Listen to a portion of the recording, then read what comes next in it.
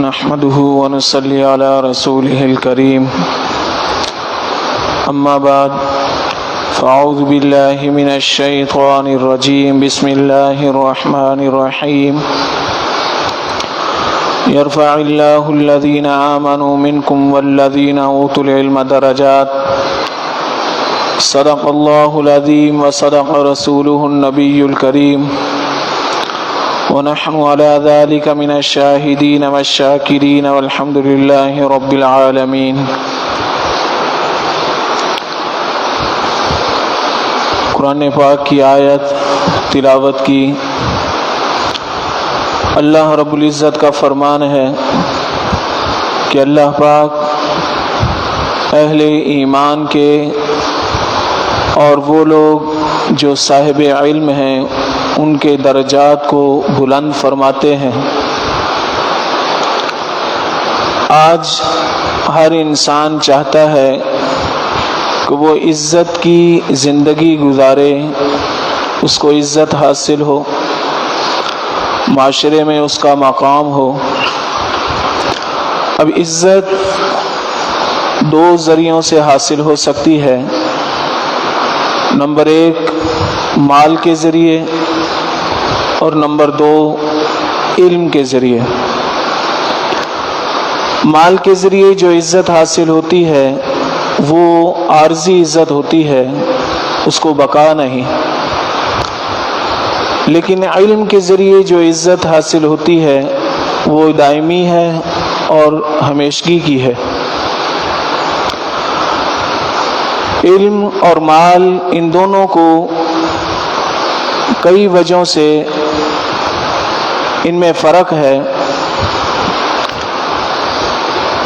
وہ اس طرح کہ علم انبیاء علیہم السلام کی میراث ہے، جبکہ مال وہ فرعون، حامان، قارون کی میراث ہے۔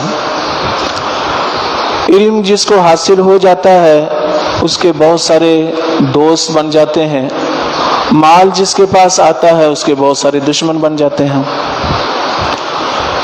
علم جس کو حاصل ہوتا ہے اس کی چوری نہیں اور مال کی حفاظت کا کوئی ذمہ نہیں۔ علم جتنا پرانا اور جتنا راسخ ہو اتنا وہ بڑھتا ہے، اور مال جتنا پرانا ہو جائے اس کی قدر و قیمت اتنی کم ہو جاتی ہے۔ ہم آج دیکھ لیں کہ ہمارا روپیہ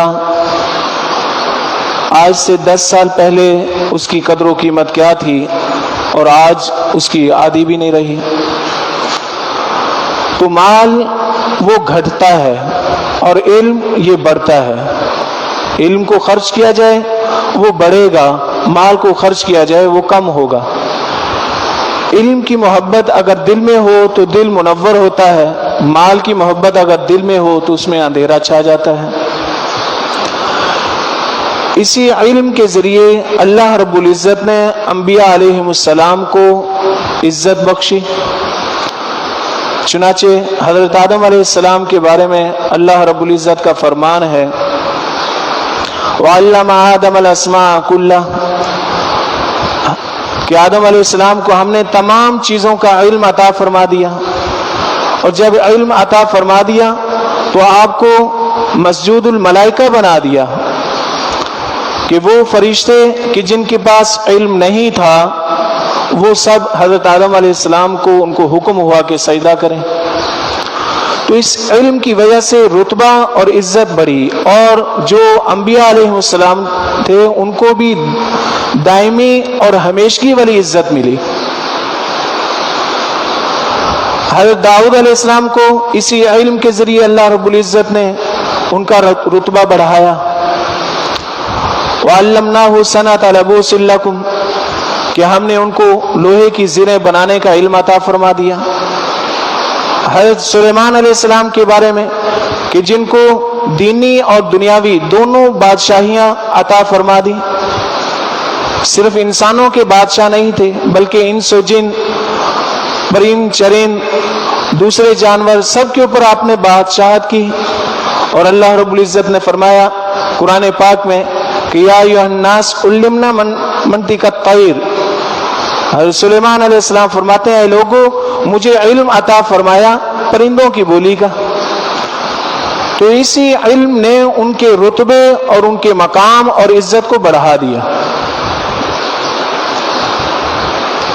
حضرت یوسف علیہ السلام مصر کے بازار میں بک رہے ہیں، ان کی قیمت لگ رہی ہے، اور یہ کب کی بات ہے؟ جب ان کو علم عطا نہیں فرمایا تھا۔ اور بعد میں فرمایا فلما بلغ اشدہ آتیناہ الحکمہ وعلمہ، کہ جب وہ اس عمر کو پہنچ گئے کہ ان کو علم عطا فرمانا تھا تو ہم نے حکمت اور علم کا نور عطا فرمایا۔ اب ان کی حیثیت کیا ہو گئی کہ مصر کے بادشاہ مقرر ہو گئے، خزانوں کی چابیاں آپ کے پاس آ گئیں، جہاں پہلے ایک غلام کی حیثیت سے گئے تھے آج وہاں کے بادشاہ بن گئے۔ تو عزت وہ علم میں ہے۔ حضرت عیسیٰ علیہ السلام اپنی والدہ کے اوپر جو تہمت لگی تھی، اسی علم کی بدولت اس تہمت کو دور فرما رہے ہیں۔ تو پتہ یہ چلا کہ علم کے ذریعے جو عزت ملتی ہے وہ دائمی اور ہمیشہ کی ہے، اور مال کے ذریعے جو عزت ملتی ہے وہ فانی ہے۔ مال کے ذریعے جو عزت ملتی ہے وہ صبح کو وزیر ہے تو شام کو اسیر ہے، صبح کو صدر ہے تو شام کو ملک بدر ہے، صبح کو وہ غنی ہے تو شام کو فقیر ہے۔ تو عزت رب تعالیٰ نے علم میں رکھی ہے، اور نبی علیہ الصلوۃ والسلام کا فرمان بھی ہے طلب العلم فریضۃ علی کل مسلم و مسلمۃ، کہ علم کا حاصل کرنا یہ فرض ہے ہر مسلمان مرد و عورت پر۔ تو کم از کم اتنا علم تو ہر ایک کے پاس ہو کہ وہ حلال حرام کو پہچان لے، جائز ناجائز کو پہچان لے۔ اور جو صاحب علم ہیں ان کے اوپر تو رب تعالیٰ کا بڑا فضل ہے، بڑا کرم ہے۔